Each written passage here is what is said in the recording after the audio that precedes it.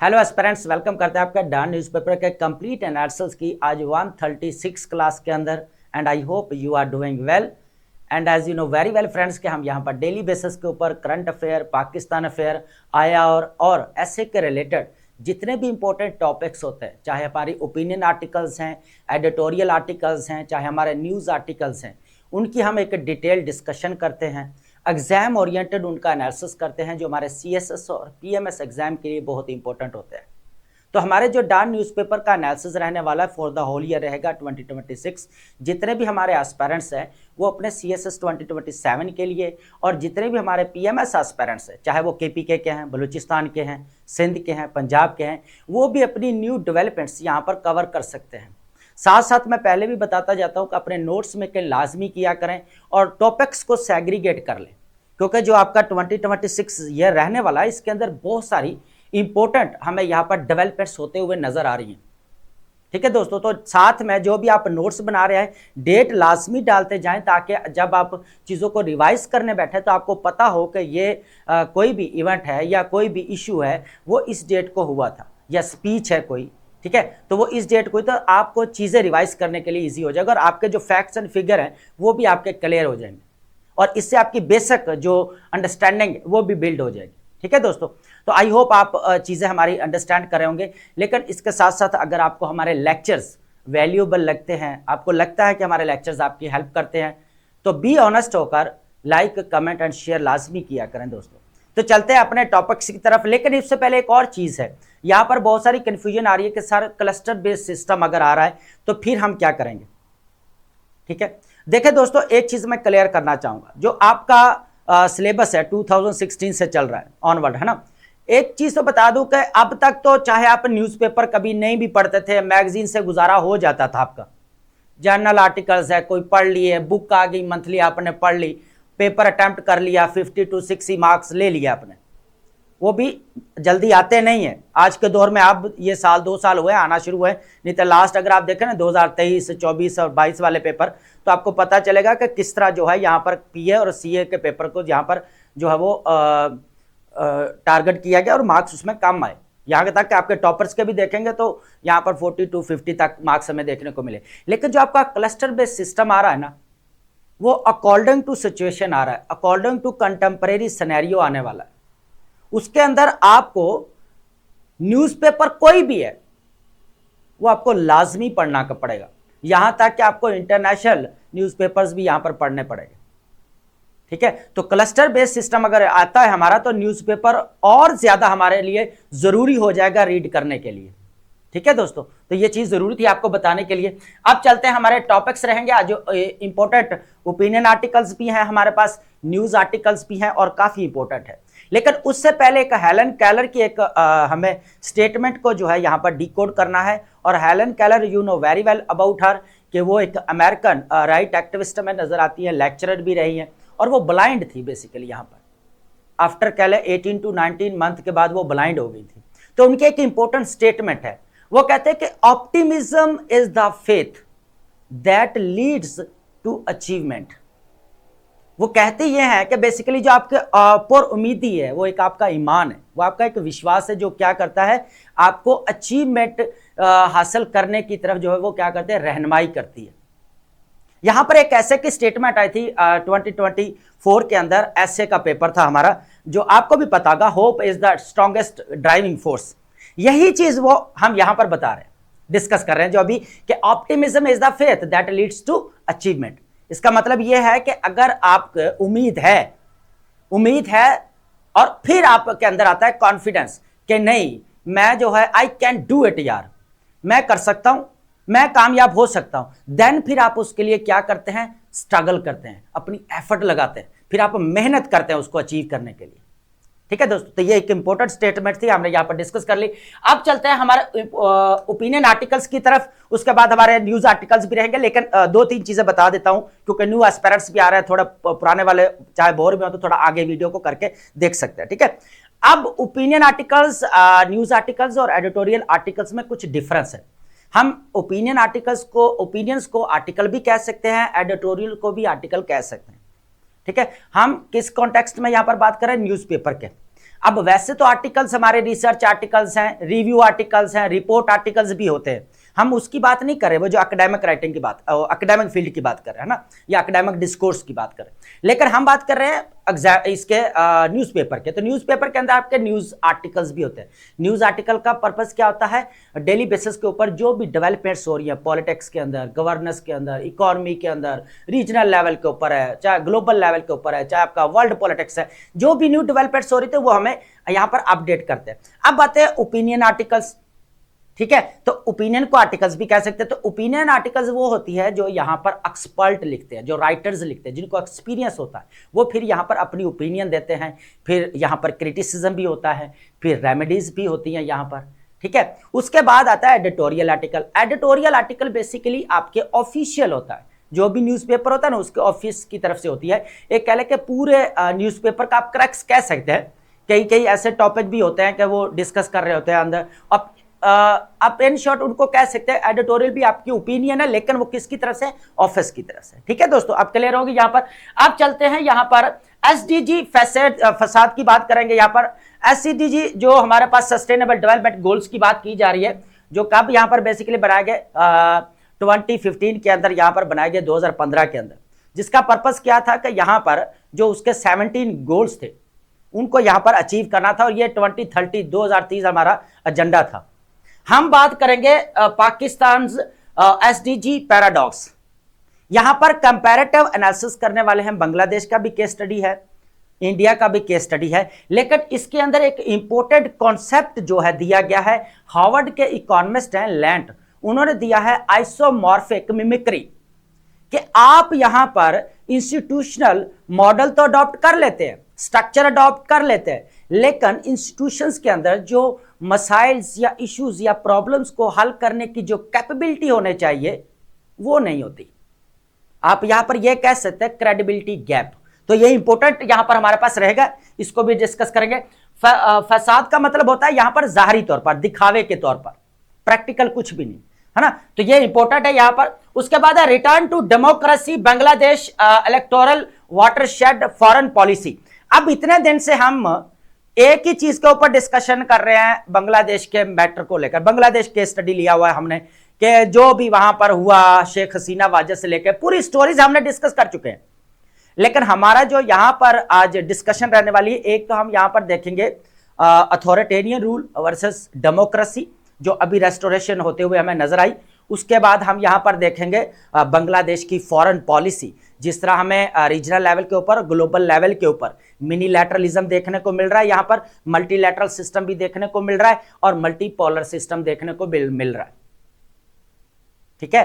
तो आज हमें जो बांग्लादेश है वो एक कह सकते हैं कि एक जियोपॉलिटिकल प्लेग्राउंड आप कह सकते हैं। जिस तरह यहां पर ग्लोबल पावर्स भी उमड़ रही है, मिडल पावर्स भी आते हुए नजर आ रही हैं, और रीजनल पावर्स, और यहां पर हम कह सकते हैं इमर्जिंग इकोनॉमीज अपना रोल प्ले करने जा रही, ठीक है। तो पाकिस्तान की तरफ से यहां पर जो रिप्रेजेंट करने वाले थे एहसन इकबाल साहब थे, जो हमारे जो प्लानिंग एंड डेवलपमेंट के मिनिस्टर हैं। तो थर्ड नंबर पर है geopolitical hostility, climate stress, tech disruption, की challenges, says prime minister of Pakistan Shehbaz Sharif, vision for global peace through sustainable development. यहां पर इंपॉर्टेंट इवेंट होता है सस्टेनेबल डेवलपमेंट को लेकर, जिसको बेसिकली बोला जाता है sustainable development pathway for global peace and security. यहां पर जो है वो प्राइम मिनिस्टर ऑफ पाकिस्तान जो शहबाज शरीफ की यहाँ पर जो स्टेटमेंट्स है वो इंपॉर्टेंट है, वो नोट करने वाली, हमारा एग्जाम ओरिएंटेड है। एक तो वो यहाँ पर जिस तरह जो यहाँ पर सिस्टम, मल्टीलैटरल सिस्टम है, जिस तरह हमें डेड होता हुआ नजर आ रहा है, या रूल बेस्ड ऑर्डर यहाँ पर डेड होता हुआ नजर आता है, इन्होंने यहाँ पर मल्टीलैटरल सिस्टम को स्ट्रेंथन करने की बात की है, ताकि ग्लोबल पीस एंड सिक्योरिटी को इंश्योर कराया जा सके। अच्छा, ये जो हमारा इवेंट रहने वाला, जो अभी मैंने बताया sustainable development global pathway for global peace and prosperity, ये इवेंट हुआ है अभी वीना के अंदर, और ये किसके रिलेटेड है, बेसिकली आपका यूएनओ के रिलेटेड है। तो ये इंपॉर्टेंट था, ये हम लाजमी इसको ऐड करेंगे। Britain needs to step up defence spending faster, accelerating UK defence spending. यहां पर केयर स्टारमर की हमें इंपॉर्टेंट स्टेटमेंट देखने को मिलती है म्यूनिख सिक्योरिटी कॉन्फ्रेंस के ऊपर, जो अभी यहां पर कह ले के 13 to 15 फेब देखने को नजर आती है। कहां पे? बेसिकली ये हमें जर्मनी के अंदर, जहां से हमारे लामा इकबाल साहब ने म्यूनिख यूनिवर्सिटी से पीएचडी डिग्री भी हासिल की। ठीक है, इसीलिए तो फिर जर्मन फिलोसफर्स के जो है ना वो काफी असरात भी थोड़े बहुत हमें देखने को मिले। ठीक है, अब वो एक अलग डिबेट है, हम उसमें नहीं जाएंगे, लेकिन एक पॉजिटिव चीजें भी है उसमें, बहुत सारी पॉजिटिव ही हैं। ठीक है, तो अब यहां पर अगर देखा जाए तो जो केयर स्टारमर है वो क्या कर रहे हैं, यहां पर बताने का मकसद ये था कि म्यूनिख जो सिक्योरिटी कॉन्फ्रेंस है वहां पर उन्होंने बड़ा क्लियर बोला है कि यूरोप को डिफेंस सिस्टम के ऊपर काम करना पड़ेगा। अब यूरोप के अंदर ना दो ही कंट्री जो है ना यहां पर कह ले के एटमी ताकत है जिसके पास है, एक तो आपका फ्रांस है और दूसरा आपका यूके है। ठीक है, तो केयर स्टारमर ने कहा कि हम अपना बजट डिफेंस सिस्टम के अंदर और बढ़ाएंगे। जिस तरह अब ये बढ़ाने की बात क्यों करें, क्योंकि ये इनको इनसिक्योरिटी क्यों फील हो रही है, क्योंकि यूएसए के जो अभी रिसेंटली इन्होंने बिहेवियर देखा है ना, जो रीजनल एक्सपेंशन या रीजनल हेजेमनी, डोनरो डॉक्ट्रिन, ये सारी चीजें जो देखी है ना, America first, make America great again, ठीक है, तो उसके ऊपर जो है ना उसकी वजह से जो है इन यूरोप को इनसिक्योरिटी फील हुई। इसकी वजह से ये भाग दौड़ भी कर रहे हैं, कहीं कौन से जाके कंट्री से जो अपना कह ले के जो पेंडिंग में पड़े हुए थे सालों से एग्रीमेंट्स या डील्स, वो भी साइन कर रहे हैं, चाइना की तरफ भी आते हुए नजर आ रहे हैं। तो यहां पर डिफेंस सिस्टम को स्ट्रॉन्ग करने की बात की। 5th नंबर पर है आर्टिफिशियल इंटेलिजेंस को लेकर, बहुत इंपॉर्टेंट है। जिस तरह आर्टिफिशियल इंटेलिजेंस के ऊपर काम हो रहा है ना पाकिस्तान के अंदर, यहां पर देखें AI adoption in public sector to take time, AI adoption in Pakistan public sector. यहां पर अगर देखा जाए पाकिस्तान के अंदर जो हवावे ग्लोबल बैक ऑफिस है पाकिस्तान के अंदर, वहां पर ये बेसिकली हमें अडॉप्शन देखने को मिली पब्लिक सेक्टर के अंदर। किस तरह इसको इंप्लीमेंट किया जा सकता है, 6 यहां पर जो है वो मैं समझ ले, सजेशन समझ ले या रेमेडी समझ ले। लेकिन इससे पहले आपको पता है कि यहां पर पाकिस्तान के अंदर 2025 के अंदर Pakistan national artificial intelligence policy pass की गई है, लेकिन हमने उसका लास्ट टाइम यहां पर एनालिसिस किया था कि अभी तक उसका प्रोविंसेस की तरफ से कोई जवाब नहीं आया। ठीक है, तो हम इसको डिस्कस करने वाले, लेकिन इसके साथ एक और चीज भी ऐड कर दूं। आपको पता है 2020 के अंदर जो डिजिटल कॉपरेशन ऑर्गेनाइजेशन बनाई गई, पाकिस्तान का भी 5th यहां पर प्रेसिडेंसी जो मिली है, जो कुवैत के अंदर है। आप देख भी रहे होंगे वहां पर 5 कंट्रीज हमें देखने को मिलते हैं। तो वहां पर भी आर्टिफिशियल इंटेलिजेंस को किस तरह जो है वो पाकिस्तान लेकर चल रहा है, जो पाकिस्तान के लिए बहुत ही बड़ा और इंपॉर्टेंट है, और पाकिस्तान उसके लिए रेडी हो रहा है, और यह अच्छी बात है, यह चीज इंपॉर्टेंट है। उसके बाद हमारे पास रहेगी वोकैब, और वोकैब हम लाजमी डिस्कस करते हैं डेली बेसिस के ऊपर। यहां पर सिनोनिम या एंटोनिम से हटकर जो है ना, आप अपनी राइटिंग स्किल के अंदर प्लीज वोकैब की वेरिएशन लेकर आए, आप बहुत सारे मसलों मसाइल से बच जाएंगे। एक तो आपका डिस्कोर्स ठीक हो सकता है, और डिस्कोर्स आपका अम्ब्रेला टर्म है, और डिस्कोर्स के अंदर आपकी क्या चीजें आती हैं, मेटोनमी जो आपका यहां पर पढ़ाई है, कोहेरेंस, कोहेजन, ये सारी चीजें इसके अंदर आती हैं।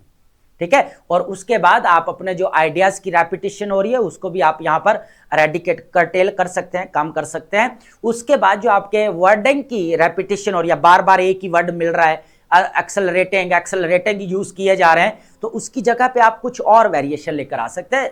इसलिए हम यहां पर वोकैब को लाजमी डिस्कस करते हैं, क्योंकि वो ऑलरेडी न्यूज़पेपर के अंदर यूज हो रही होती है।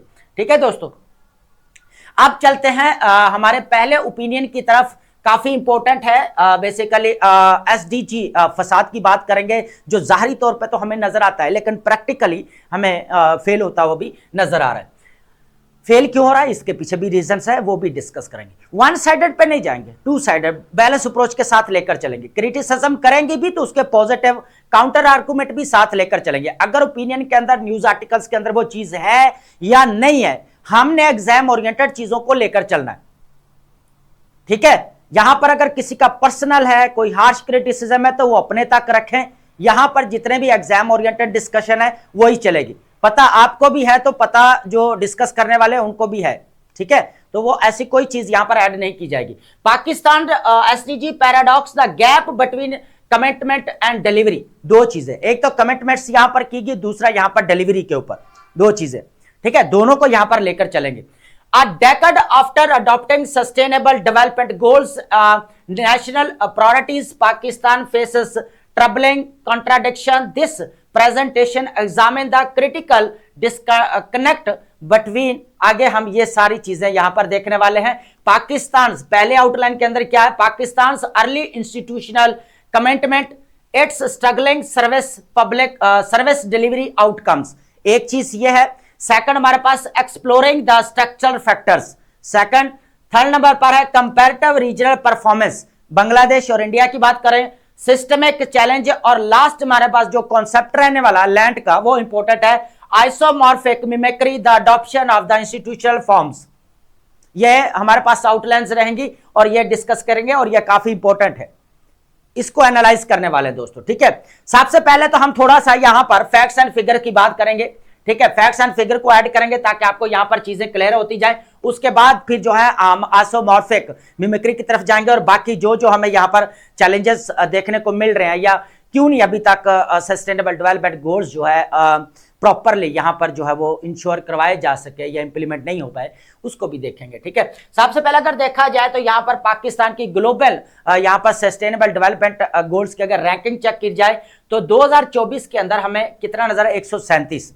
अब दुनिया तरक्की की तरफ जा रही है लेकिन अनफॉर्चुनेटली पाकिस्तान जो है वो रैंक जो है वो कह लें कि पीछे हट रहा है। मींस यहां पर अगर बोले तो 148 रैंक इसका जा रहा है, लेकिन उसके पीछे भी रीजंस है। आप ये भी तो देखें ना, इकोनॉमिक क्राइसिस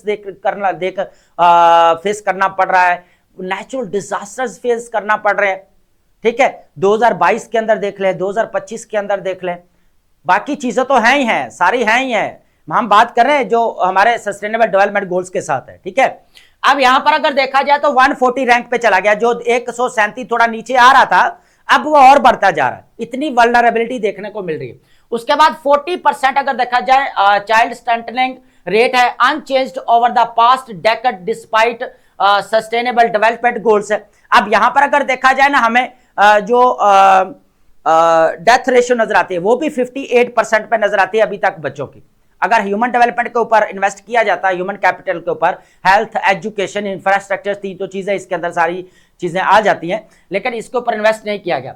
अब बात करेंगे आउट ऑफ द स्कूल। अब पाकिस्तान अगर बात की जाए तो अच्छा है नाइजीरिया कम से कम इतने चैलेंजेस है, उसको इतने इश्यूज है डोमेस्टिक, आप पढ़ के देखें, फिर भी वो जो है वो ये कहा जा रहा है कि पाकिस्तान से फिर भी रैंकिंग में अच्छा है। और यहां पर अगर देखा जाए तो जो एजुकेशन है वो अच्छी है, यहां पर जो बच्चों को एजुकेशन मिल रही है वो कम है, यहां पर उनकी तादाद जो जा रहे हैं, जिनके आउट ऑफ स्कूल की बात कर रहा हूं, जो कम है।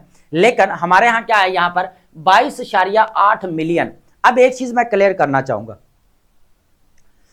22.8 पहले हमें 5% देखने को मिलता था। ये फिगर जो है हमारे पास जो आउट ऑफ स्कूल है ये काफी साल से चल रहा है, ठीक है। लेकिन यहां पर इसको आप ऐड करने की बजाय ना 22.8, अब यहां पर ऐड करें 25 या 26 मिलियन करें आउट ऑफ द स्कूल।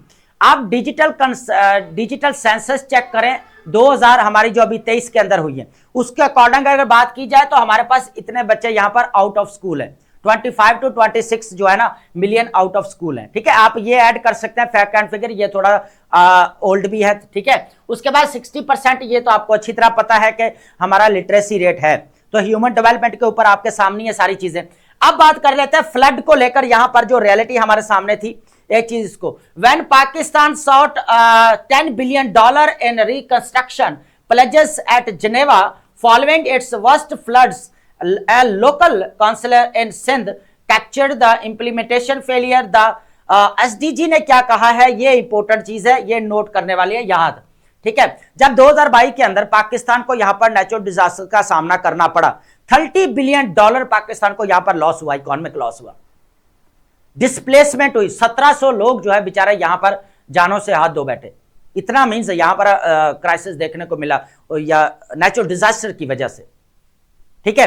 तो अब क्या हुआ कि जब पाकिस्तान ने यहां पर डिमांड की, भाई ये कोई फंड, या एक चीज मैं आपको भी क्लियर करना चाहूंगा, ये कोई हम जाकर ना जो कोई फंड नहीं मांग रहे या कोई अपनी हेल्प नहीं मांग रहे, ये क्लाइमेट जस्टिस है, इसको बोला जाता है क्लाइमेट जस्टिस। आप COP30 की जो मरियम नवाज साहबा ने यहां पर चीफ मिनिस्टर, देखे बाकी आपके जो क्रिटिसिज्म है वो अपनी जगह पे, COP30 पे जब यहां पर बेलम के अंदर होती है तो वहां पर जो बड़ी क्लैरिटी के साथ कहा गया है कि जो हम यहां पर जो डिमांड कर रहे हैं ना लॉस एंड डैमेजेस फंड्स की, वो बेसिकली ये नहीं है कि हम आपसे जो है ना वो ऐसे ही मांग रहे हैं, कि हमारी मदद कर दे। नहीं भाई, वो क्या है, इकोनॉमिक जस्टिस है, इकोनॉमिक सस्टेनेबिलिटी है। वहां पर ये बातें जो है ना सीएम जो पंजाब है उन्होंने की है, और ये अच्छी बात है, करनी भी चाहिए कि ये इकोनॉमिक जस्टिस है, ये कोई कह ले कि क्लाइमेट जस्टिस है, और ये कोई हम ये नहीं है कि ऐसे ही मांग रहे हैं। ठीक है, तो ये चीज मैं बताना चाह रहा था बेसिकली। तो यहां पर फिर क्या हुआ कि ये कहा गया कि जी आप जो सस्टेनेबल डेवलपमेंट के जो गोल्स है उसका लोगो लगाकर जो है ना लेंज जो use as a logo on banner, not as a bot clinic and schools. तो ये चीज हमें यहां पर देखने को मिली थी। उसके बाद रीजनल कंपैरिजन की बात करते हैं, इंपॉर्टेंट है ये कंपैरिजन। अगर इंडिया की अगर बात की जाए तो India first south Asian country top globally. अगर देखा जाए तो 248 मिलियन लोगों को बोला जाता है कि इसने पॉवर्टी से यहां पर बाहर निकाला, और उसके बाद टॉप 100 में जो है यहां पर जो रैंकिंग है global sustainable development goals ranking की बात की जा रही है तो टॉप 100 में आ रहा है।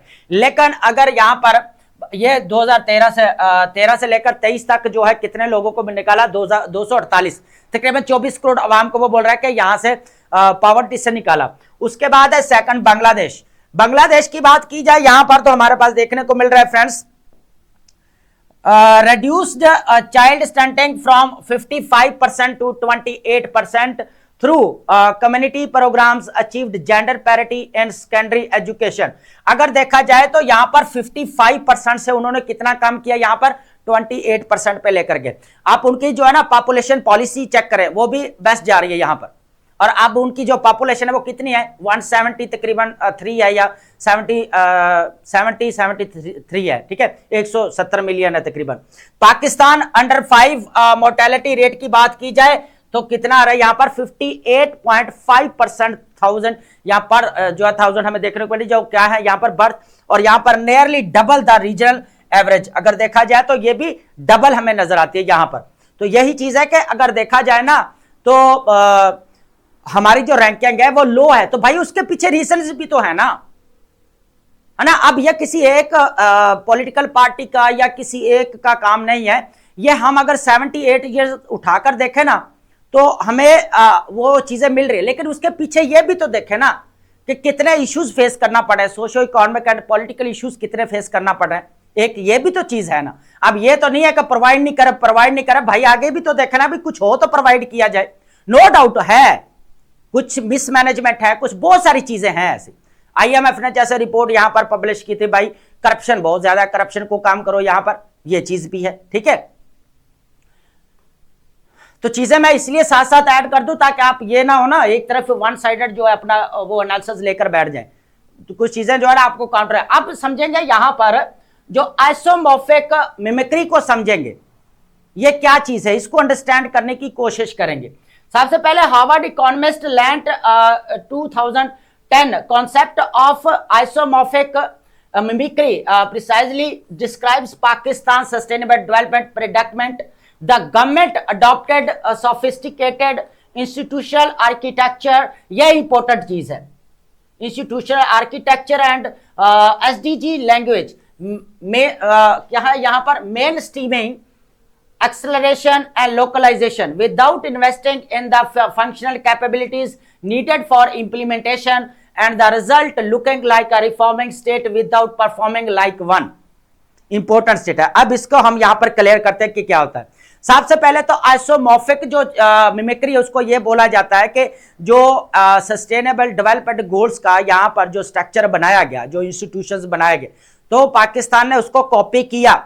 यहां पर इंस्टीट्यूशंस हमें फॉर्मेशन देखने को मिली, सब कुछ है, लेकिन यहां पर हमें क्या चीज देखने को मिली, कैपेबिलिटी बात करेंगे, यहां पर गैप आया। कैपेबिलिटी जो यहां पर इफेक्टिवनेस या एफिशिएंसी होनी चाहिए इंस्टीट्यूशंस के अंदर, पब्लिक सर्विस डिलीवरी के अंदर, ह्यूमन डेवलपमेंट के अंदर अपना रोल प्ले करने के लिए, वो नजर यहां पर नहीं है।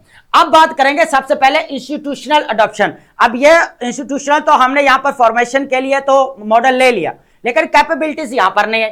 Parliamentary resolution comprehensive SDG framework, bureaucratic reorientation around the यहां पर एसडीजी टर्मिनोलॉजीज। अब 2016 के अंदर जो है इसको अडॉप्ट किया गया, 2015 के अंदर जो है इसको पास किया गया था। ये 2030 आपका जो है वो एजेंडा है, इसके अंदर ऑलमोस्ट 17 हमें गोल्स नजर आते हैं। ठीक है दोस्तों, तो अब ये है कि पाकिस्तान ने जो है 2016 के अंदर इसको अडॉप्ट किया, तो यहाँ पर इंस्टीट्यूशंस बनाए, सब कुछ एकदम से हमें देख रहे हो। अब जो है वो ये कहा जा रहा है, जो ब्यूरोक्रेटिक की बात की जाए कि अब सिर्फ ये टर्म्स जो है ब्यूरोक्रेटिक जो है यहाँ पर के हद तक रह गए, यूज होने के हद तक, आगे हमें कुछ नजर नहीं आती।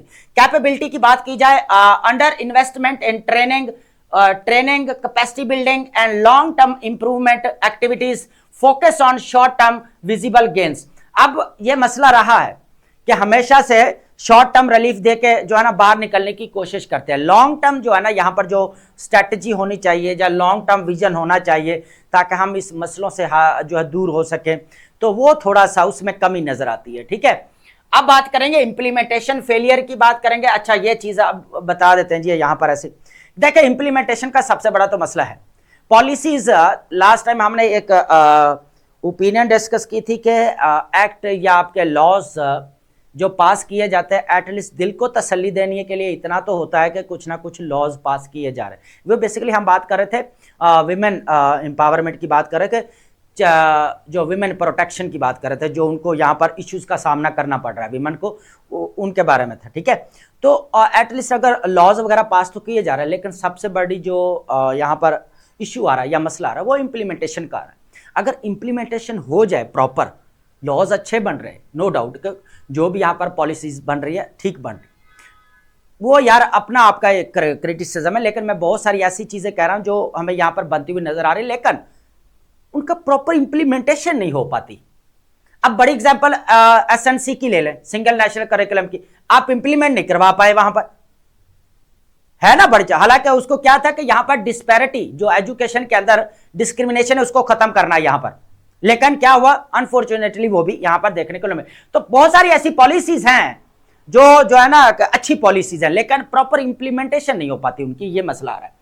अब बात करेंगे यहां पर अंडर डेवलपमेंट की बात करेंगे, फिर हम आगे नेक्स्ट चलेंगे कि इश्यू भी तो पाकिस्तान को फेस करना पड़ रहा है ना। हम बात तो कर देते हैं कि भाई यहां पर जो है ना वो गवर्नमेंट ये प्रोवाइड नहीं कर रही, गवर्नमेंट वो नहीं कर रही, तो भाई आप आगे भी तो देखें ना, चैलेंजेस भी तो कितने हैं यार। अकाउंटेबिलिटी, ट्रांसपेरेंसी या फेयरनेस या जस्टिस नहीं है, तो वो फिर यहाँ पर पब्लिक इंस्टीट्यूशंस को काम करना चाहिए, उसको भी फिर जो है ना सामने रखनी चाहिए। वो एक अलग डिबेट है, फिर उसमें नहीं जाएंगे हम, कुछ चीजें और जो है ना यहाँ पर ऐड करें। विशेष साइकिल की बात करेंगे of under development, structural vulnerabilities है। सबसे पहले climate change impact, demographic pressure है। सबसे पहले क्या है हमारे पास, क्लाइमेट चेंज, उसके बाद सेकंड क्या है, डेमोग्राफिक प्रेशर है। वीक इंफ्रास्ट्रक्चर्स हैं, एक्सपोज्ड अब कोविड-19 एंड रशिया यूक्रेन वॉर। अब ये दोनों आए तो हमारे सारी चीजें खुलकर सामने आ गई। ये भी बड़े इश्यूज है, अगर देखा जाए यूक्रेन रशिया की वजह से मसला, उसके बाद कोविड-19 की वजह से इतना मसला आया हमें। ठीक है, वो तो क्या पूरी दुनिया को है ना। मैक्रो इकोनॉमिक क्राइसिस की बात की जाए, recurrent physical instability, inflation, supply chain disruption, overbilling state capacity, ये चीज है। अब ये मसाइल हैं जो हमें सबसे बड़ी हड्डल नजर आ रहे हैं। जो हमारा एसडीजी गोल जो रैंक है वो डाउन क्यों नहीं आ रहा, यहां पर उसकी बात कर रहे हैं। पॉलिटिकल इंस्टेबिलिटी है, short political horizons favouring immediate heroics over long term capabilities. अब ये चीज समझ में आ गई, जो भी गवर्नमेंट आती है वो अपना, उसको पता है मैंने 4 साल रहना है, 5 साल रहना है, तो उसके लिए वो क्या करते हैं, शॉर्ट टर्म पॉलिसीज बनाती है और यहां पर जो है वो काम करना शुरू कर देती है। ठीक है, लेकिन होता क्या है कि लॉन्ग टर्म सस्टेनेबिलिटी की तरफ हम नहीं जा पाते, उसके पीछे रीजन यही है। ठीक है, जो हीरोइक बनने की आदत है हमारी।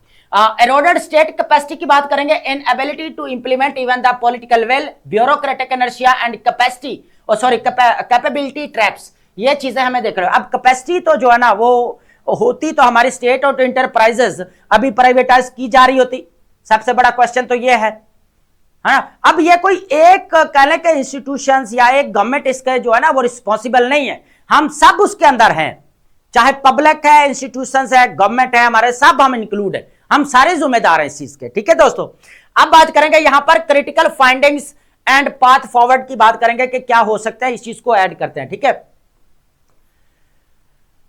क्रिटिकल फाइंडिंग्स है जी, सबसे पहले अगर देखा जाए द कोर प्रॉब्लम्स की बात की जाए, उसको कैसे यहां पर डील किया जा सकता है, तो पाकिस्तान क्रिएटेड एसडीजी जो यहाँ पर सॉरी सस्टेनेबल डेवलपमेंट गोल्स जो structure without developing implementation capabilities. एक तो यहाँ पर जो है प्रॉपर जो है ना कैपेबिलिटीज जो है ना उसको जो है यहाँ पर क्या करना है, इंप्लीमेंटेशन करने को उसको डेवलप करना पड़ेगा। ठीक है, अगर इंप्लीमेंटेशन यहाँ पर नहीं हो रही तो फिर तो यहाँ पर कोई फायदा नहीं है काम करने का। प्रायोरिटाइजिंग अपीयरेंस ओवर फंक्शन, बजाय दिखावे के क्या होना चाहिए, फंक्शन करना चाहिए काम। उसके बाद है short term gains over sustainable capacity building. उसके बाद है convergent crisis, climate shocks, demographic pressure, economic volatility have overwhelmed weak state institutions creating cascading failures that compound development challenge. तो इनको यहां पर कर्टेल करना पड़ेगा सारा जो अभी पीछे breaking cycle without addressing political stability, investing in genuine capability building and strengthening state capacity. Pakistan will continue mimicking reform whilst remaining trapped in under developed. अब यहां पर बात की गई कि अगर आप ये चीजें नहीं करते तो चाहे जितने मर्जी आप यहां पर मिमिक कर लें, मॉडल्स को लेकर आकर इंट्रोड्यूस करवा लें, लेकिन अगर प्रॉपर इंप्लीमेंटेशन नहीं है तो फायदा नहीं है। अब हम यहां पर एस्पिरेंट्स क्या करते हैं, सजेशन तो बड़ी देते हैं, स्कैंडिनेवियन कंट्रीज की भाग भाग के दे रहे हैं, आपको पता भी है उनका मॉडल यार हम अपने स्टेट के अंदर कैसे इंप्लीमेंट करें। हमारा सिस्टम अलग है, उनका सिस्टम अलग है वेस्टर्न का। आप एक वेस्टर्न सिस्टम को इस्लामिक स्टेट के अंदर इन्फोर्स करने की बात करते हैं, लेकिन आप लॉजिक भी तो साथ देना कि ये चीजें इस तरह की जाए तो ज्यादा बेटर है। फिर बोलते हैं कि मार्क्स कम आते हैं, मार्क्स जो है ना वो कह ले कि 50 आ रहे हैं, 60 आ रहे हैं, और बाकी जो थ्योरी वगैरह है वो तो जैसी की जैसी होती है, लिख के आ जाते हैं, नंबर मिल जाते हैं। लेकिन जब बात है ना एनालिसिस की बात, तो वहां पर फिर मसला बनता है ये सारे स्टूडेंट्स का, फिर मार्क्स कम आते हैं। ठीक है, ये भी इश्यू है, इसको आपको खुद रिजॉल्व करना पड़ेगा भाई। ठीक है, अब हम चलते हैं, हमारे पास नेक्स्ट ओपिनियन है रिटर्न टू डेमोक्रेसी। इस चीज को यहां पर देखते हैं। बांग्लादेश इलेक्टोरल वाटरशेड की बात करेंगे। देखा हिस्टोरिकल बैकग्राउंड ऑलरेडी यहां बहुत सारा इसका डिस्कस कर चुके हैं, मैं वैसे इसको बता देता हूं आपका। ठीक है, अब बीएनपी जो है यहां पर 1978 के अंदर इसको बनाया गया, जियाउर रहमान ने बनाया। जियाउर रहमान जो है हमें यहां पर प्रेसिडेंट नजर आते हैं बांग्लादेश के, जिनकी असैसिनेशन होती है 1981 के अंदर। उनके बाद इनकी वाइफ आती है खालदा जिया, जो फर्स्ट फीमेल प्रेसिडेंट बनती है बांग्लादेश की। ठीक है, और वो 3 टाइम प्राइम मिनिस्टर भी रहती है। उनके बेटे हैं तारक रहमान, जिनको अभी 17 साल के जो बाद आए हैं वो 2024 के अंदर, और 17 साल क्यों बाहर उनको भेजा गया था, बेसिकली करप्शन के चार्जेस थे, मनी लॉन्ड्रिंग थे, according to Bangladesh high court. ठीक है, ये चीज भी है। उसके बाद अभी वो वापस आए 2024 के अंदर। आगे थी आगे शेख हसीना वाजिद। अब शेख हसीना वाजिद किसकी बेटी है, यहां पर शेख मुजीबुर रहमान की। ठीक है, अब शेख मुजीबुर रहमान भी प्रेसिडेंट रहे फर्स्ट। उसके बाद शेख हसीना वाजिद को भी जो है एग्जाइल किया गया था। फिर यहां पर जो है वो कह ले कि शेख हसीना वाजिद हमें देखने को मिली, 15 साल उन्होंने रूल किया, पूरा कन्वर्ट कर दिया डेमोक्रेसी को किसके अंदर, अथॉरिटेरियन रूल के अंदर। उनकी पार्टी कौन सी थी, अवामी पार्टी। अब वो उनको डेथ सेंटेंस सुना दिए क्योंकि क्राइम अगेंस्ट ह्यूमैनिटी, और वो कहां में बैठे हुए, इंडिया के अंदर। अब हुए हैं इलेक्शन इधर, और तारक रहमान जो 17 साल के बाद आया वो प्राइम मिनिस्टर बने यहां पर।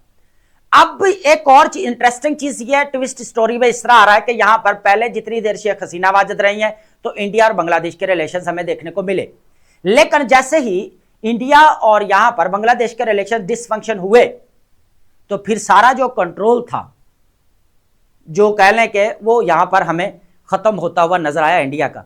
फिर यूएसए को पता चला कि भैया अब इंडिया के हाथ में कुछ नहीं है बांग्लादेश का मामला, अब हमें यहां पर जो है वो स्टेप इन करना पड़ेगा। फिर वो आए यहां पर, चाइना आया, फिर सारे जो है रिलेशन बिल्ड होते हुए, ये इन टर्म गवर्नमेंट की बात कर रहा हूं, जब नोबेल लॉरेट जो हमें नजर आते हैं मोहम्मद यूनुस, वो प्राइम मिनिस्टर। ठीक है, तो अब तारक रहमान आया, न्यू प्राइम मिनिस्टर यहां पर बन गए, 212 सीट्स लिए हैं। ठीक है, 299 सीट्स टोटल है। ठीक है, ये है जी सारा इसका जो है ना वो चीज। ठीक है, अब बात करेंगे यहाँ पर डेमोक्रेटिक मैंडेट की बात की जाए तो फर्स्ट हमें जो देखने को मिला, अब जमात इस्लामी भी हमें यहाँ पर देखने को मिल रही है, सारी चीजें हैं यहाँ पर। ठीक है, अब सेकुलर यहाँ पर पॉलिटिक्स को चूज किया गया है, इस्लामिक जिस तरह हमारे यहाँ पाकिस्तान के अंदर है इस्लामी में, तो इसी तरह यहाँ पर भी है, तो इनको चूज नहीं किया, पर एक सेकुलर पॉलिटिक्स को चूज किया गया है। उसके बाद अप्रूव्ड 2 टर्म्स लिमिट्स। अब जो डिमांड है ना वो इंपॉर्टेंट है। अब ये कहा गया है यहाँ पर कि जो प्राइम मिनिस्टर की टर्म्स हैं वो फिक्स की जाए, और ये सही बात है। जिस तरह यहाँ पर डायनेस्टिक पॉलिटिक्स देखने को मिल रहे हैं, हेरिडेटरी पॉलिटिक्स, कम से कम ये तो यार खत्म हो जाएगी। अब बांग्लादेश के अंदर सबसे ज्यादा हमें यहाँ पर डायनेस्टिक पॉलिटिक्स है भाई, जो कह ले बांग्लादेश बनाने वाले अभी तक उनकी औलादें यहां पर बांग्लादेश का सिस्टम चला रही। ये है डेमोक्रेसी। कौन सी रेस्टोरेशन हुई है यहां पर डेमोक्रेसी भाई? अथॉरिटेरियन रूल एक दूसरे को बनाए जा रहे हैं, यहां पर कहा जा रहा है डेमोक्रेसी थी कहां पे? अभी यहां पर सारा डायनेस्टिक आपका पॉलिटिक्स देखने को मिल रही है सारी। ठीक है, तो अब आ गए यहां पर तारक रहमान, बात की जा रही है रिटर्न टू डेमोक्रेसी। ठीक है, तो अब कहां पे डेमोक्रेसी नजर है आपका? आप बताएं, डायनेस्टिक पॉलिटिक्स है उसका ही आप जो है यहां पर उठाकर ले आए, बना दे आपका लीडर। क्या आपको लगता है कि रेस्टोरेशन हुई है डेमोक्रेसी यहां पर, जिसको करप्शन के चार्जेस में 70 ईयर भेजा? अब यहां पर इसलिए हम चीजों को डिस्कस करें, ये केस स्टडी रहेगा इंटरेस्टिंग भी है डायनेस्टिक पॉलिटिक्स का। लास्ट टाइम हम इसके ऊपर काफी डिस्कशन कर चुके हैं। तो यहां पर सेकुलर की बात की गई है, एक तो टू टर्म की बात किया। असल मसला जो था कि एक तो टू टर्म यहां पर फिक्स किया जाए, जिस तरह यूएसए का हमें देखने को मिला टू टर्म, तो भाई ये ठीक भी है। एक चीज ये है, सेकंड ये बात है बाई कैमरल पार्लियामेंट होनी चाहिए। क्या होनी चाहिए यहां पर? बाई कैमरल पार्लियामेंट होनी चाहिए, ये भी इंपॉर्टेंट है। उसके बाद यहां पर क्या है जी, वुमेन रिप्रेजेंटेशन को भी यहां पर बढ़ाना पड़ेगा, ये भी चीज ठीक है। ठीक है दोस्तों, तो ये चीज है। अब बात करेंगे न्यू लीडरशिप चैलेंजेस की, बात करेंगे कि जो न्यू लीडरशिप है, अब भाई कोई भी कंट्री है ना, डेवलप्ड कंट्रीज के अंदर कोई भी कंट्री लीडर आ जाए ना, उसको भाई प्रीवियस जो गवर्नमेंट गई है ना, उसने उसको ब्लेम करना ही करना है, सारा मुद्दा उसने डालना ही डालना है उसके ऊपर। तो यही चीज हमें यहां पर देखने को मिला। हालांकि शेख हसीना वाजिद के अंदर इकोनॉमी अच्छी जा रही थी बांग्लादेश की, नो डाउट। लास्ट में हमें करप्शन भी देखने को मिली, मिस गवर्नेंस भी देखने को मिला, अनएम्प्लॉयमेंट रेट देखने को मिला, वहां पर इकोनॉमिक क्राइसिस देखने को मिला, और भी बहुत सारी वजूहात हैं हम कह सकते हैं, लेकिन फिर भी काफी बेटरमेंट हमें नजर आई। अब बात करेंगे, अगर यहां पर पॉपुलेशन पॉलिसी देख लें, आज हम बात करते हैं पाकिस्तान बांग्लादेश की फॉरेन पॉलिसी को यहां पर अडॉप्ट, तो हम क्यों कर रहे हैं? अगर वो सक्सेसफुल 15 साल हो रही हैं, तो यहां पर न्यू लीडरशिप की बात की जाए तो सबसे पहले अगर देखा जाए ज्यूम, यहां पर सबसे पहले है जी हमारे पास इकोनॉमिक स्लो डाउन है, यूथ अनएम्प्लॉयमेंट है, रेडीमेड गवर्नमेंट सेक्टर, सबसे पैसा जो ज्यादा आता है ना बांग्लादेश का, वो गवर्नमेंट सेक्टर से आता है। रिस्टोर इंस्टीट्यूशनल गवर्नेंस, दोबारा क्या गया, रिस्टोर करें सारा गवर्नेंस को जितना भी है। रीजनल डायनामिक्स, असल गेम यहां पर है जो हम बात करने वाले फॉरेन पॉलिसी बांग्लादेश की।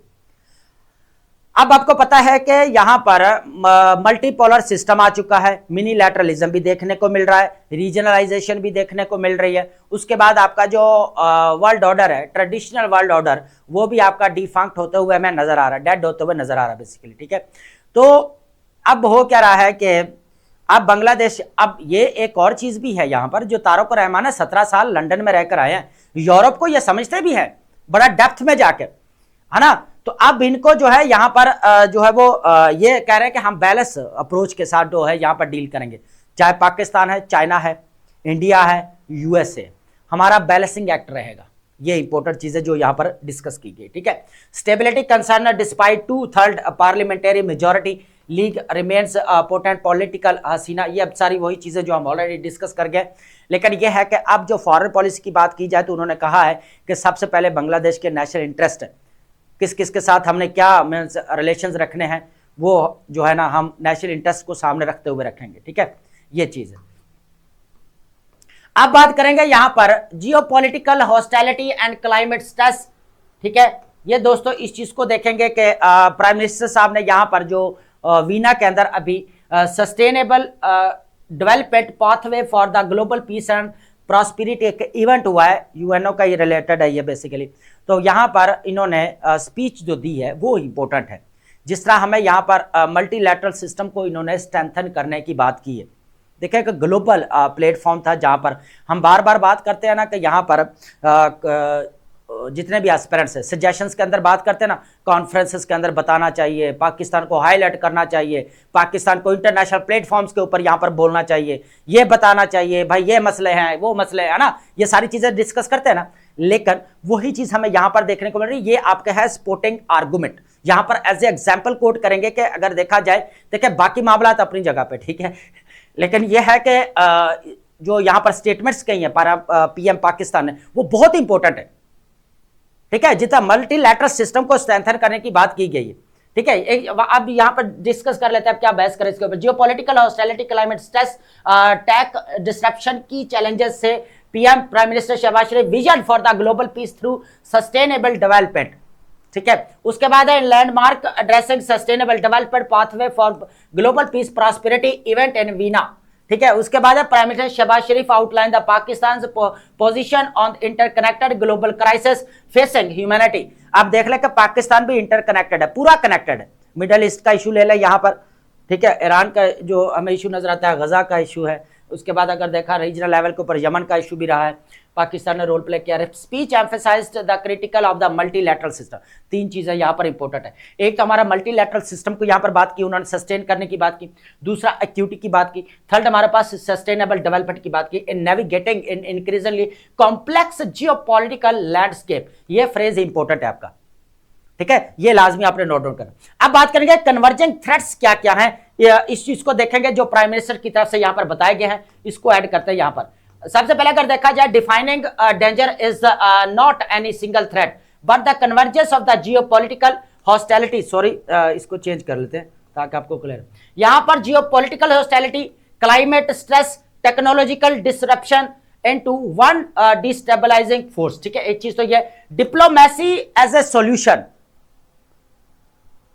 यहां पर जो प्राइम मिनिस्टर की तरफ से बात की है कि डिप्लोमेसी एक वाज सॉल्यूशन है जिसके जरिए जो है वो कह ले कि ग्लोबल पीस एंड सिक्योरिटी को यहां पर सस्टेन किया जा सकता है, यह चीज है।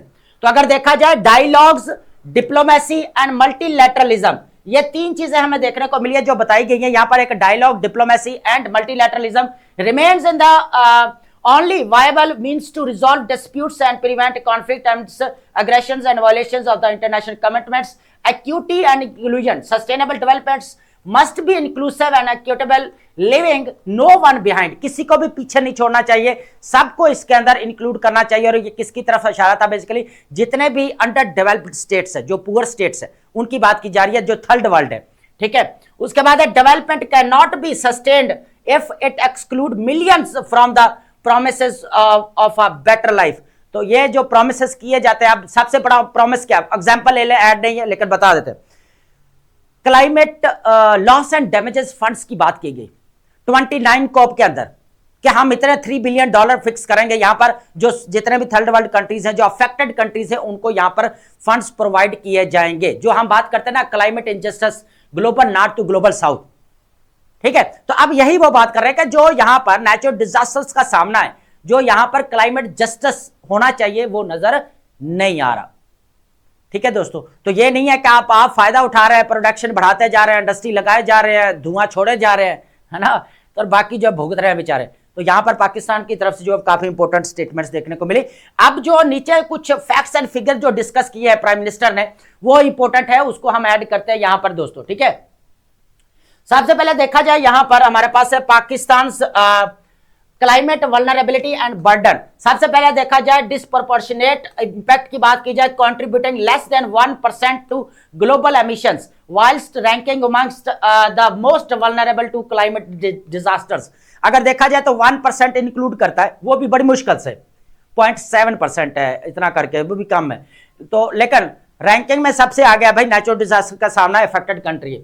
अब यहां पर बात की जाए 2022 के डिवास्टेटिंग फ्लड्स, ओवर 1700 जो लाइव्स यहां पर लॉस्ट हुई हैं। अब ये फैक्ट्स एंड फिगर जो डिस्कस किए गए, wide spread destruction of crops and उसके बाद इंफ्रास्ट्रक्चर्स, मिलियंस यहां पर डिस्प्लेसमेंट हुई, continued challenges, subsequent floods have compounded economic and social pressure. इस तरह जो लाभ बाद में है, जो 2025 का देख ले आप यहां पर फ्लड। उसके बाद है core messages, climate disasters erode human security at its foundation, demanding equity, justice, fair play in the global response. ये इंपॉर्टेंट था यहां पर। अब बात वो करते हैं कि कमिटमेंट पाकिस्तान ने क्या किया, इस चीज को यहां पर देखेंगे, ठीक है दोस्तों, ये इंपॉर्टेंट रहेगा। तो देखा जाए तो Pakistan commitment to the SDGs क्या यहां पर दिया प्राइम मिनिस्टर शहबाज शरीफ साहब, reformed Pakistan dedication to integrating the sustainable development goals into national development planning with strategic focus on transformative areas.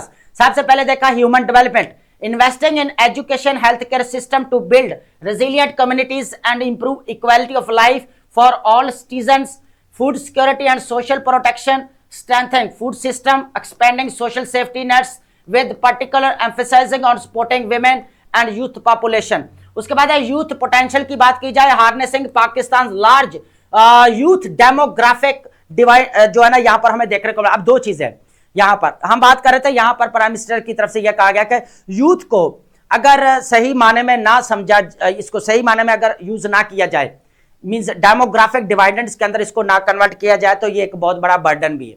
लेकिन अगर इसको हम यहाँ पर डेमोग्राफिक डिवाइडर्स के अंदर कन्वर्ट करते हैं तो हमारे लिए बहुत सारे फायदे भी होते हैं। डेमोग्राफिक डिवाइडर्स के अंदर कन्वर्ट करने के लिए आपको ह्यूमन कैपिटल के ऊपर यहाँ पर इन्वेस्ट करना पड़ेगा, जो हम यहाँ पर चीजें डिस्कस कर रहे हैं, ये वाली, ये इंपॉर्टेंट है।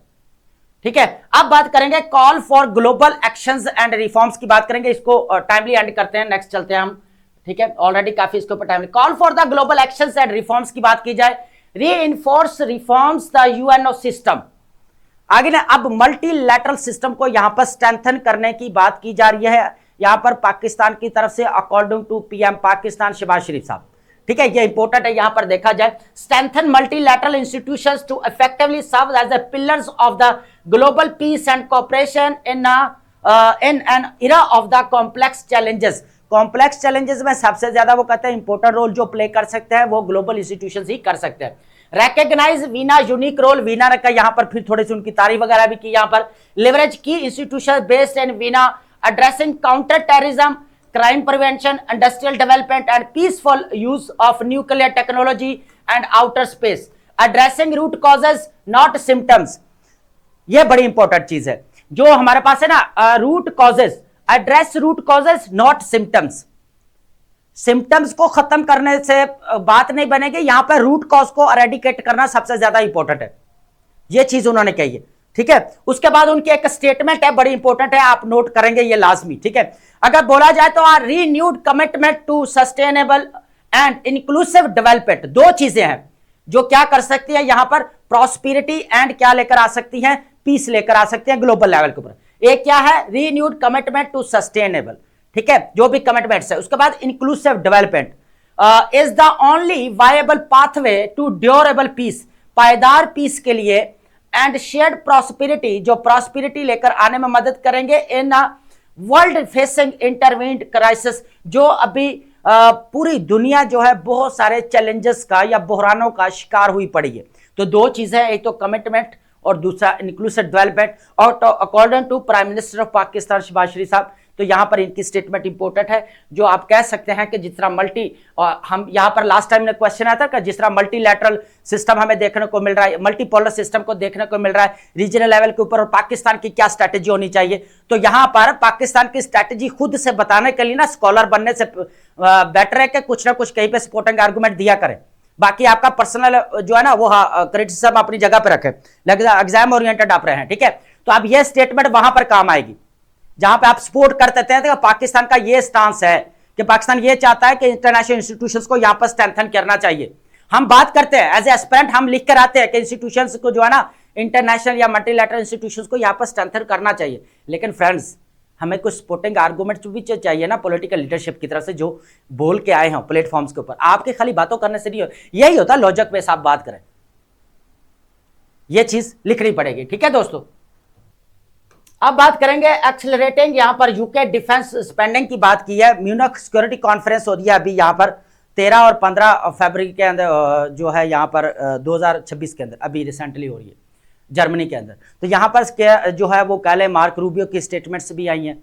उसके बाद यहां पर हमें फ्रेडरिक मर्ज की भी स्टेटमेंट्स देखने को मिली है, जो वाइस चांसलर है जर्मनी के।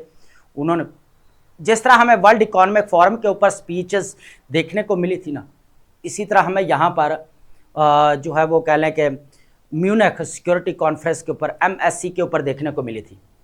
ठीक है, तो ये केयर स्टारमर की तरफ से है कि हम यहाँ पर बेसिकली इसका मैं पूरा ओवरव्यू दे देता हूँ ताकि आपको चीज़ें क्लियर हो जाए।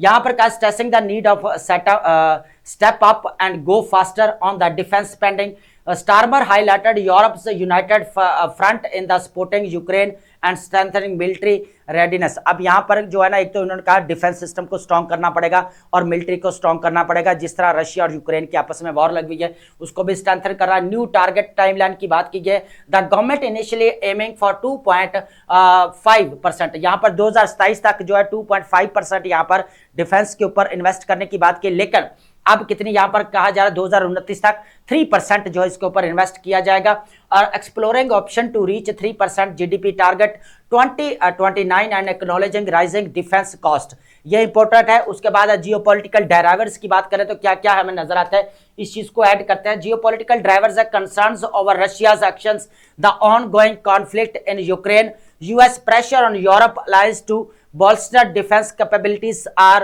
key motivators for the acceleration and economic headwinds की बात की जाए despite current spending जो 2.3% नजर आता है, तो फिर ये वो सारी चीजें, ठीक है।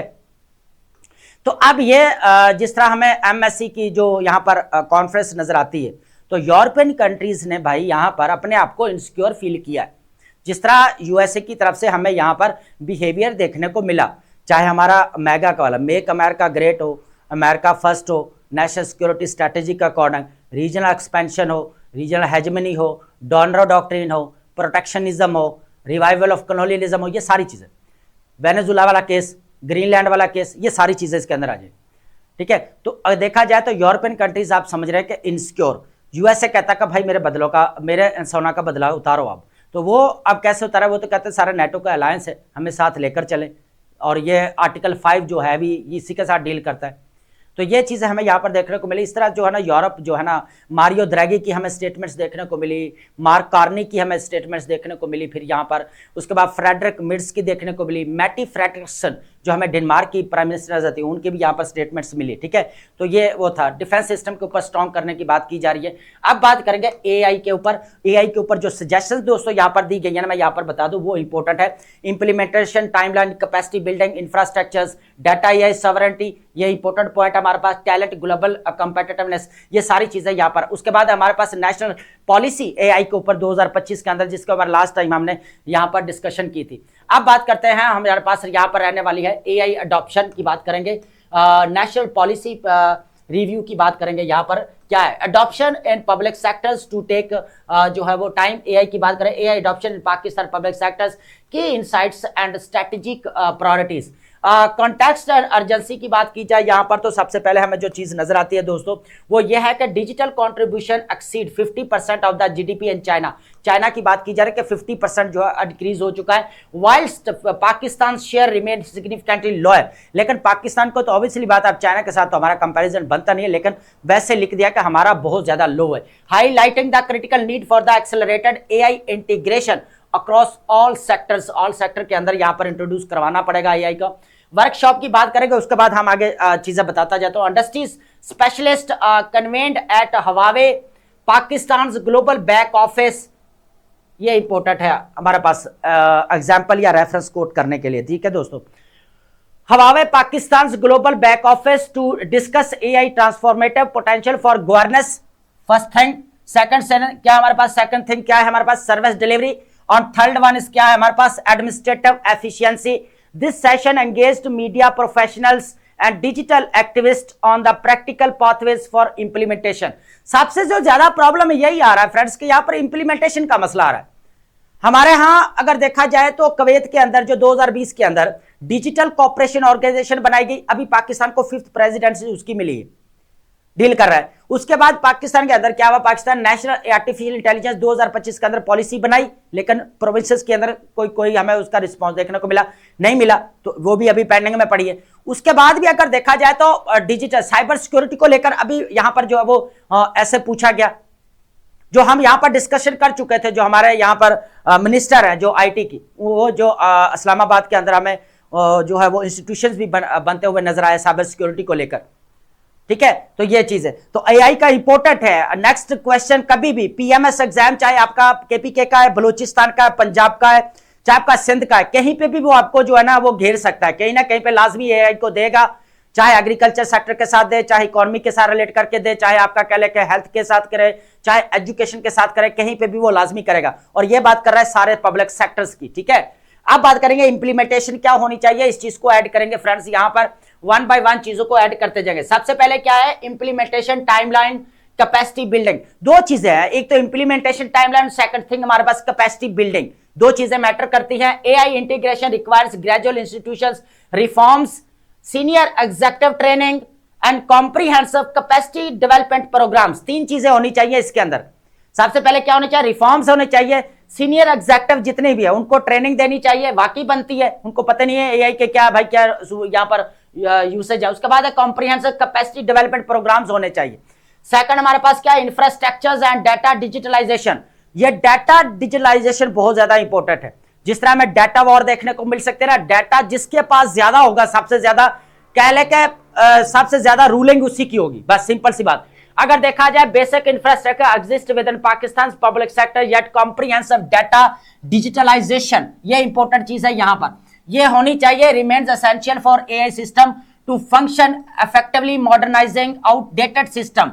आउटडेटेड सिस्टम को यहां पर निकालकर बाहर फेंकना पड़ेगा and through structured and data convergence prerequisite. और ये इंपॉर्टेंट चीज है कि यहां पर जो डाटा है वो सबसे पहली जो हमारे पास कंडीशन रहने वाली, data and AI sovereignty. AI sovereignty को बेसिकली किसके साथ यहां पर रिलेट किया जा रहा है, नेशनल सिक्योरिटी के साथ। किसके साथ, बेसिकली नेशनल सिक्योरिटी के साथ। Strong local cloud presence is the critical data sovereignty as AI sovereignty evolve into the matters of national security globally. Pakistan must establish robust domestic capabilities whilst ensuring compliance with the international standards. ये भी important है। उसके बाद है legal and regulatory work. Legal and regulatory work के ऊपर मैं बात करूंगा, आर्टिफिशियल इंटेलिजेंस के ऊपर। अगर कोई दुनिया के अंदर ऊपर काम कर रहा है ना, तो वो आपका यूरोपियन कमीशन है, उसकी जाकर रिपोर्ट पढ़ें, लिस्बन काउंसिल की लाजमी रिपोर्ट पढ़ें एआई के ऊपर। ठीक है दोस्तों, ये मैं पहले भी काफी टाइम पहले बता चुका हूं इसके ऊपर। तो लीगल लॉज इसके ऊपर होने जरूरी हैं ताकि transparency, accountability, justice and fairness ensure करवाई जा सके। Misinformation, disinformation, false propaganda, personal privacy को यहाँ पर प्रोटेक्ट किया जा सके। जितना भी मिस इन्फॉर्मेशन है या डिसइंफॉर्मेशन, फॉल्स प्रोपेगेंडा, उसको कर्टेल किया जा सके, कम किया जा सके। Successful implementation depends on the enacting enforcing cyber laws including comprehensive. Cyber security का सबसे बड़ा जो चैलेंज है पाकिस्तान को अभी जो ऐसे आया, मैंने अभी बताया कि यहां पर लीगल एंड रेगुलेटरी फ्रेमवर्क होना जरूरी है, बाकी तो है ही है चीजें सारी। अब है talent and global competitiveness. Last 2 points हैं, इंपॉर्टेंट है हमारे दोस्तों। Talent, global and competitiveness. Pakistan possesses a strong IT workforce ranking as a Huawei second largest employees group globally. अब देखा जाए तो पाकिस्तान के अंदर स्किल्ड लेबर है, वर्कफोर्स है, नो डाउट, लेकिन इसको जो है यहां पर फर्दर जो है पाकिस्तान के अंदर इन्वेस्टमेंट करने की जरूरत है। यहां पर 20,000 Pakistani students participate annually in international competitions consistently achieving top 3 positions world wide. देखा जाए, लेकिन टैलेंट की कमी नहीं है, मसला टैलेंट का नहीं है, मसला यहां पर आ रहा है जो पॉलिसीज बनाई जा रही हैं, उसके बाद इंप्लीमेंटेशन है, वो यहां पर मसला है उसके सारे। ठीक है, अब और बहस में नहीं जाएंगे। यहां पर नेशनल एआई पॉलिसी 2025 जो बनाई गई वो अभी तक पेंडिंग में जा रही है ना। 2025 की नेशनल पॉलिसी अभी तक पेंडिंग में जा रही है। प्रोविंसेस ने अभी तक इसके ऊपर कोई रिस्पांस नहीं दिया, ये भी चीज है। नेशनल एआई जो हमें यहां पर देखने को, Pakistan join 60 nations elevating AI to national strategy level, having approved its national AI policy in 2025 and the policy framework provides a strategic direction for the adoption across traffic management, healthcare, education and public administration। Public administration के ऊपर already मेरे playlist आई पड़ी, आप lectures ले सकते हैं। ठीक है, तो ये पॉइंट्स है, इंपॉर्टेंट है जो एआई को यहाँ पर इंप्लीमेंटेशन इसकी प्रॉपर किस तरह की जा सकती है। ये उसके 6 पॉइंट थे जो आपने लाजमी ऐड करने हैं, ये डीप रूटेड है, डेप्थ में जाकर। ठीक है, अब बात करेंगे, हमारे पास इंपॉर्टेंट वोकैब है, इनको 1 बाय 1 जो है हम डिस्कस करते हैं दोस्तों। तो सबसे पहले हमारे पास जो वर्ड रहने वाला है वो दोस्तों काफी इंपॉर्टेंट है, कमापेंस। कमापेंस का मतलब होता है यहां पर डिजर्व्स पनिशमेंट। ऐसा जो कोई भी गलती करता है तो उसको पनिशमेंट दी जाती है क्योंकि वो डिजर्व करता है। ठीक है, तो अब हम यहाँ पर जो किसी को कहते हैं ना पनिशमेंट, वो डिजर्व करता है, तो आप यहाँ पर कमापेंस भी वर्ड यूज कर सकते हैं। ठीक है दोस्तों, तो इसमें क्या होता है, रेट्रीब्यूशन या पे बैक, जो भी कोई नुकसान करता है तो उसको पनिशमेंट मिलती है। ठीक है, उसके बाद है इंडेमनीफाई। इंडेमनीफाई का मतलब होता है to compensate for loss and damages. अब ये भी कह सकते हैं कि यहाँ पर कोई नुकसान का हो जाए तो उसका अजाला करना। ठीक है, नुकसान का अजाला कह सकते हैं, कंपनसेट या रीइंबर्स कह सकते हैं आप यहाँ पर। उसके बाद कंडन का मतलब होता है यहाँ पर एक्सेप्टिंग या अलाउइंग रॉन्ग डूइंग, किसी की गलती को नजरअंदाज कर लेना या कबूल कर लेना, एक्सेप्ट कर लेना। ओवरलुक या एक्सक्यूज। ठीक है, क्यूरेटेड का मतलब होता है यहाँ पर केयरफुली सिलेक्टेड, अरेंज, बड़ी एहतियात से किसी को सिलेक्ट करना, तरतीब देना या अरेंज कर सकते हैं, सिलेक्टेड या ऑर्गेनाइज्ड। उसके बाद बिरेटेड का मतलब होता है क्रिटिसाइज एंगरली, बहुत गुस्से के साथ किसी को क्रिटिसाइज करना, डांट लगा देना, ठीक है। स्कॉल्डेड और रेब्यूक्ड आप कह सकते हैं। परपिट्रेट का मतलब होता है टू कमिट अ क्राइम, ठीक है, कोई भी क्राइम है या कोई भी वो कमिट करना, ठीक है, एग्जीक्यूट करना बेसिकली। उसके बाद है गिफ्ट। गिफ्ट का मतलब होता है पैटी स्विडलिंग। पैटी स्विडलिंग का मतलब है, स्विंडलिंग का मतलब होता है धोखाधड़ी से पैसा कमाना। पैटी स्विंडलिंग पहले भी हम एक बार फ्रेज इसका डिस्कस कर चुका है। गिफ्ट, गिफ्ट का मतलब क्या था, धोखा देकर पैसा कमाना, ठीक है। उसके बाद है ग्राफ्ट का मतलब क्या होता है, गिफ्ट एंड ग्राफ्ट। अब ये दोनों वर्ड यहां पर लेकिन अलग है। यहां पर corruption for the personal gain, ठीक है, करप्शन करना जाती तौर पर, ठीक है, करप्शन या ब्राइबरी। क्वाम का मतलब होता है फीलिंग ऑफ डाउट, ठीक है, यहां पर मशकूक होने वाली जो फीलिंग होती है उसको बोला जाता है अनईज होना, डाउट या मिस गिविंग होना।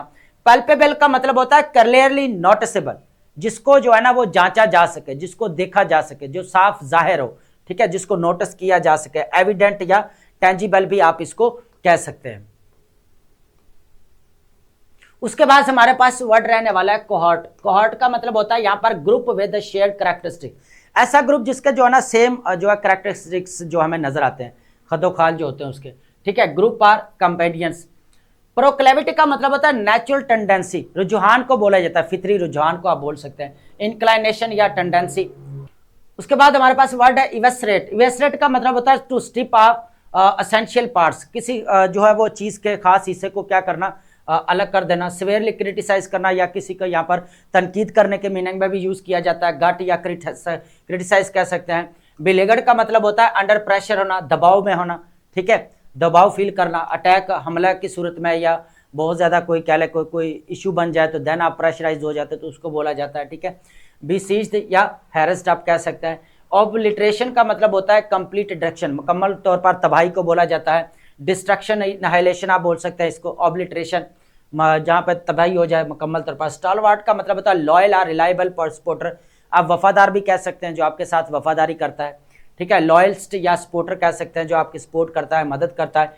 आइसोमॉर्फिक का मतलब होता है सिमिलर एंड स्ट्रक्चर फॉर्म, जिस तरह हम सस्टेनेबल डेवलपमेंट गोल्स का भी स्ट्रक्चर डिस्कस किया था कि पाकिस्तान क्या करता है कि इंस्टीट्यूशनल फॉर्म्स या स्ट्रक्चर तो उठा लेता है जो उसके बिल्कुल सेम होता है, लेकिन कैपेबिलिटीज नहीं होती, तो इस सेंस में इसको कहा गया। इक्विवेलेंट, सिमिलर, एक जैसा होना। परनीशियस का मतलब होता है खतरनाक, हार्मफुल, नुकसानदेह आप कह सकते हैं। उसके बाद ग्रेजुअल वे, हार्मफुल या डिस्ट्रक्टिव। कैस्केडिंग का मतलब होता है occurring and successive, step step पर जो पे दर पे होने वाला आप कह सकते हैं, या स्टेप स्टेप पर कोई भी चीज़ जो आपके सामने नमूदार होती है, या कोई चैलेंज है, इशू है, कुछ भी है। फ्लोइंग और सिक्वेंशुअल आप कह सकते हैं। आई होप आपने लेक्चर अंडरस्टैंड किया होगा and thank you so much.